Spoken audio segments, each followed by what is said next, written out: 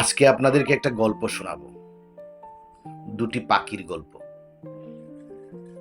একটা ছেলে পাখি একটা মেয়ে পাখিকে বলছে, আমি তোমাকে অনেক ভালোবাসি।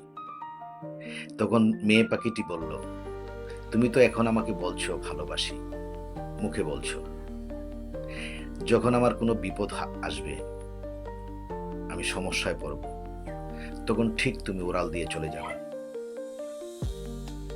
তারপর একথা শুনে ছেলে পাখিটি তার দুটি ডানাই কেটে ফেলল এবং সে বলল, এই নাও, এখন আমি চাইলেও চলে যেতে পারবো না।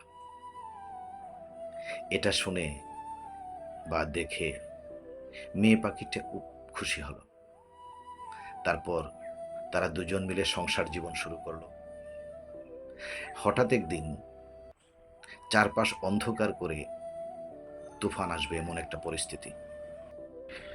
তখন ছেলে পাখিটি বলল, আমার জন্য বসে থেকো না, তোমার তো ডানা আছে, তুমি চলে যাও, নিরাপদ আশ্রয়ে তুমি চলে যাও।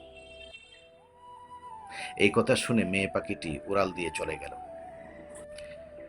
দেন কিছুক্ষণ পর চারপাশ শান্ত হলো, তুফান আসেনি। মেয়ে পাখিটি উড়াল দিয়ে চলে আসলো ছেলে পাখিটির কাছে। এসে দেখলো ছেলে পাখিটি মারা গেছে। পাশে একটা চিরকুটে লেখা, সেটা পড়ছে সে। সেখানে লেখা, আমি যখন তোমাকে চলে যেতে বললাম, তুমি যদি একবার আমাকে জিজ্ঞেস করতে, আমি তো চলে যাব, তোমার কি হবে?